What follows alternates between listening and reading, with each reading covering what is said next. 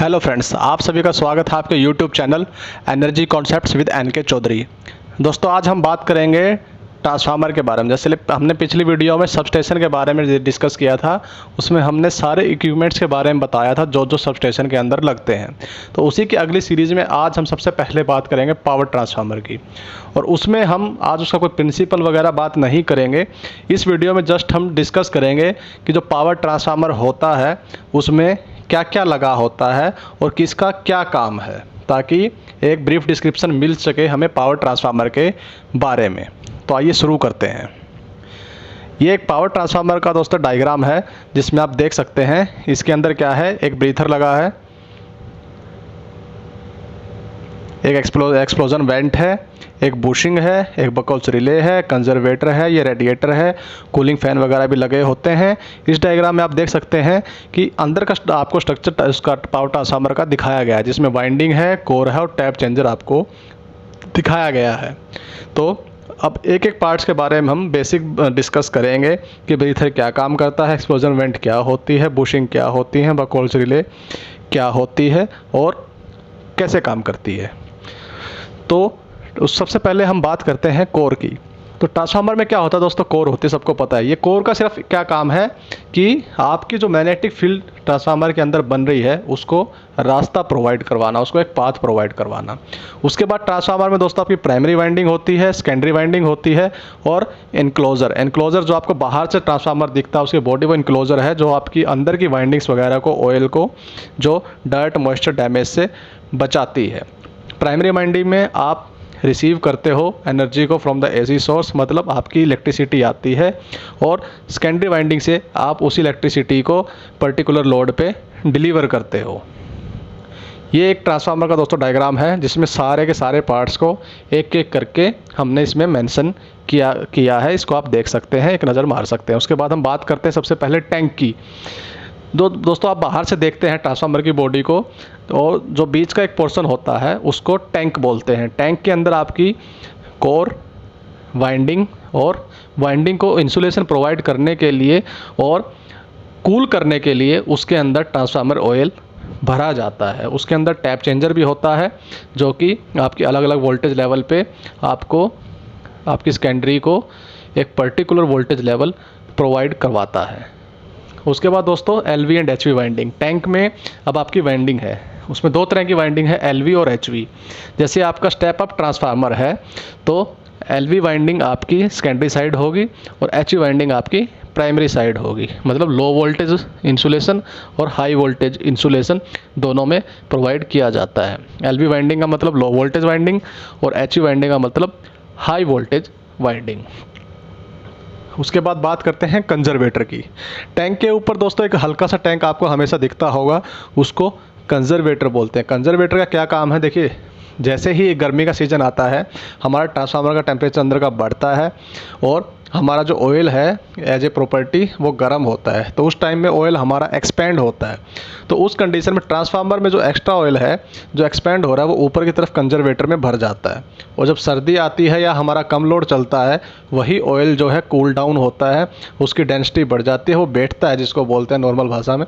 तो एक्स्ट्रा जो ऑयल अब कंजर्वेटर में गया है वो ट्रांसफार्मर की रिक्वायरमेंट के हिसाब से फिर वापस कंजर्वेटर से आपके टैंक में आ जाता है। जैसे कि इसके नाम में गिवन है कंजर्वेटर, ये कंजर्व करता है, ये स्टोर करता है और रिक्वायरमेंट के हिसाब से इसमें ऑयल आता जाता रहता है।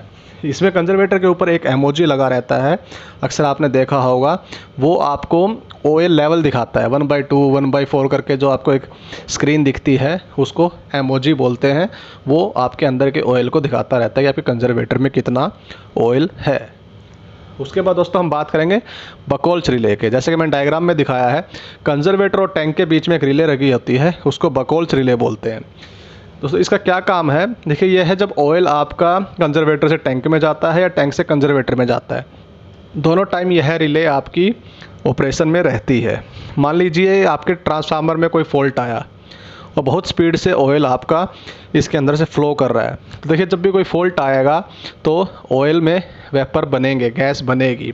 तो इसके अंदर इस तरह का एलिमेंट लगा होता है कि वो जो गैस है वो आके इसके चैम्बर में इकट्ठा होगी और इसके जो कॉन्टैक्ट है अगर वो कम गैस है तो जस्ट एक अलार्म आपको आएगा, और अगर कोई मेजर फॉल्ट है तो उस कंडीशन में डायरेक्ट ये ट्रिप भी करवा सकती है। तो एक तरह से प्रोटेक्शन के लिए हम बकोल्स रिले को यूज़ करते हैं। उसके बाद दोस्तों बात करते हैं हम ब्रीथर की। एक आपने देखा होगा ट्रांसफार्मर पे एक शीशे का एक चैम्बर होता है जिसमें नीले रंग की सिलिका जेल डाली जाती है। ये क्या करता है देखिए, जब आपका ट्रांसफार्मर से कंजर्वेटर में ऑयल जाता है और कंजर्वेटर से वापस ट्रांसफार्मर टैंक में जाता है तो उस कंडीशन में क्या होता है, यह जो है ब्रीथ लेता है। ब्रीथ का मतलब जैसे सांस लेते हैं उसी तरह से ट्रांसफार्मर भी सांस लेता है, सक्शन और डिस्चार्ज होता है। तो जो हवा अब वो शक कर रहा है कंजर्वेटर, उसका जो वाल्व शक कर रहा है उसमें मॉइस्चर ना जाए, इसलिए हम ब्रीथर में सिलिका जेल डाल के रखते हैं। मॉइस्चर उसके अंदर से रिफाइन होके आपके कंजर्वेटर में आपकी जो एयर है वो पहुंचती है। उसके बाद दोस्तों आता है रेडिएटर। आपको इस तरह के जो भी फिन्स आपको ट्रांसफार्मर पे दिखाई देती हैं इसको रेडिएटर बोलते हैं। ये नेचुरल कूलिंग प्रोवाइड करवाते हैं आपके ट्रांसफार्मर ऑयल को। जो ट्रांसफार्मर के अंदर लोड से जो ऑयल गर्म होता है वो पाइप के थ्रू, ये जो अटैच्ड हैं इनके थ्रू रेडिएटर्स में आता है। इन रेडिएटर्स में अलग अलग इनमें फैलता है और जैसे ही उसकी सरफेस डिस्ट्रीब्यूट होती है ऑयल की, इनके बीच में एयर गैप रहता है। तो हवा की वजह से ये ऑयल रेडिएटर में नेचुरली अपनी हीट को लॉस कर देता है एयर में और ऑयल जो है वो कूल हो जाता है। ये इसका संक्षेप में डायग्राम है जिसमें एरो के द्वारा दिखा रखा है कि ऑयल की मूवमेंट कैसे होती है और इस मूवमेंट की वजह से वो अपने रेडिएटर की सरफेस से एयर में अपना जो हीट है उसको देता है और कूल डाउन होता है। इसके बाद दोस्तों बात है कूलिंग फैंस की। ये रेडिएटर के ऊपर लगे होते हैं। देखिए जब आपका लोड थोड़ा नॉर्मल है तो रेडिएटर की नेचुरल कूलिंग से आपका काम चल जाता है, लेकिन जैसे ही आपका ट्रांसफार्मर फुल लोड पे आता है और आपको लगे कि टेम्परेचर बढ़ रहा है, उस टाइम पे हम फोर्स कूलिंग करते हैं, इन कूलिंग फ़ैन को चला देते हैं जिससे स्पीड से हवा को रेडिएटर के ऊपर डालते हैं और जो रेडिएटर्स के बीच में एयर गैप है वहाँ पे एयर हवा जो है फोर्सफुली पास होती है और मैक्सिमम जो है कूलिंग आपके ट्रांसफार्मर को इन कूलिंग फ़ैन के द्वारा प्रोवाइड की जाती है। उसके बाद दोस्तों आता है पीआरवी। इसको प्रेशर रिलीफ वाल्व और प्रेशर रिलीफ डिवाइस भी बोलते हैं। ये ट्रांसफार्मर के ऊपर लगा होता है, इसमें ये एक लिमिट स्विच भी लगा होता है। दोस्तों एक प्रोटेक्शन डिवाइस है, ये इसे लगाया जाता है कि मान लीजिए आपके ट्रांसफार्मर में कोई बहुत ज़्यादा फॉल्ट आ गया है और उस कंडीशन में बहुत ज़्यादा प्रेशर बिल्टअप हो गया अंदर, तो उस कंडीशन में बकोल्स के सिवाय एक एक्स्ट्रा प्रोटेक्शन हमने ये दी है कि जिसमें आपका जो एक्स्ट्रा प्रेशर इंस्टेंट बना है वो आपका इस वाल्व के थ्रू निकल जाए। उसके बाद दोस्तों आता है on load tap changer. Power transformer में देखिए on load tap changer automatic way में काम करता है। जैसे आप 132/11 kV का आपका ट्रांसफार्मर है और आपकी जो प्राइमरी साइड है वहाँ पे मान लीजिए फ्लक्चुएशन है, कभी 128 kV वोल्टेज आ रही है, कभी 136 kV वोल्टेज आ रही है, तो वो फ्लक्चुएशन आपकी सेकेंडरी साइड में रिफ्लेक्ट ना हो, इसलिए हम टैप चेंजर का यूज़ करते हैं ताकि सेकेंडरी साइड में हमें 11 kV मिलती रहे। जैसे आपकी मान लीजिए वोल्टेज 128 kV है, उस कंडीशन में क्या होगा, टैप चेंजर अपनी टैप बढ़ा देगा, मतलब वाइंडिंग्स में वो हायर साइड चला जाएगा। उससे क्या होगा कि आपकी जो सेकेंडरी साइड वोल्टेज है वो 11 kV वो मेंटेन रखेगा 2.5 के स्टेप में। इसको हम एक अलग से संक्षेप में वीडियो बनाएंगे कि टैप चेंजर काम कैसे करता है, कितने स्टेप्स में काम करता है। आज जस्ट आप ये जान लीजिए कि ये टैप चेंजर होता क्या है और लगाया क्यों जाता है। मतलब हमारी सेकेंडरी साइड में वोल्टेज को मेंटेन करने के लिए हम टैप चेंजर लगाते हैं। उसके बाद दोस्तों आते हैं बुशिंग। दो तरह की बुशिंग देखिए ट्रांसफार्मर में यूज होती है, एलवी बुशिंग मतलब लो वोल्टेज और एचवी बुशिंग मतलब हाई वोल्टेज बुशिंग। ये इसका डायग्राम मैंने यहाँ पे दिखाया आपको। हाई वोल्टेज बुशिंग और लो वोल्टेज बुशिंग दोनों ट्रांसफार्मर की एलवी और एचवी वाइंडिंग से कनेक्ट रहती हैं। बुशिंग के अंदर से एक सीधी रोड जाके आपके कंडक्टर से टच होती है और ये पूरा बुशिंग का आपका सरफेस होता है जो कि पोर्सिलेन इंसुलेटर के द्वारा बना होता है। बुशिंग के बारे में भी एक संक्षेप में हम वीडियो बनाएंगे क्योंकि ये अपने आप में एक बहुत अच्छा कॉन्सेप्ट है बुशिंग का, जिसकी बहुत सारे कंसर्न्स इंडस्ट्री में आते भी हैं। तो बुशिंग के बारे में हम एक बार डिटेल में नेक्स्ट वीडियो में ज़रूर जानेंगे। उसके बाद दोस्तों आता है न्यूट्रल सिटी। न्यूट्रल सिटी में क्या होता है, देखिए आपका डेल्टा स्टार ट्रांसफार्मर है, तो डेल्टा में आपके 3 फेज़ आए।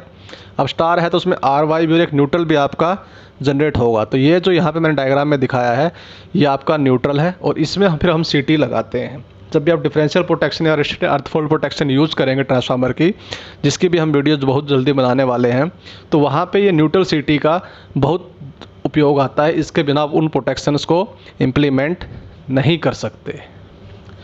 उसके बाद दोस्तों WTI OTI आता है। ट्रांसफार्मर के ऊपर आप देखेंगे कि आपको ऑयल का टेम्परेचर और वाइंडिंग का टेम्परेचर दिखाई देता है। तो ये WTI OTI वही है, वाइंडिंग टेम्परेचर इंडिकेटर और ऑयल टेम्परेचर इंडिकेटर। ये ट्रांसफार्मर के अंदर से जो आपकी सीटी है, जैसे कि मैंने डायग्राम में दिखा रखा है, इस सीटी को टैपिंग करके ये इसमें एक रियोस्टेट टाइप का हम एक पोर्ट के अंदर लगा देते हैं। उसको हम लेके WTI और OTI में लाते हैं। ये एज ए प्रोटेक्शन भी आपका काम करता है। जब आपके एक लिमिट से ज़्यादा आपका टेम्परेचर हो जाए तो ये अलार्म भी जनरेट करते हैं, और उससे आपने जो सेटिंग की है उससे ज़्यादा टेम्परेचर हो जाए तो ये आपके सिस्टम को ट्रिप भी करवा देते हैं।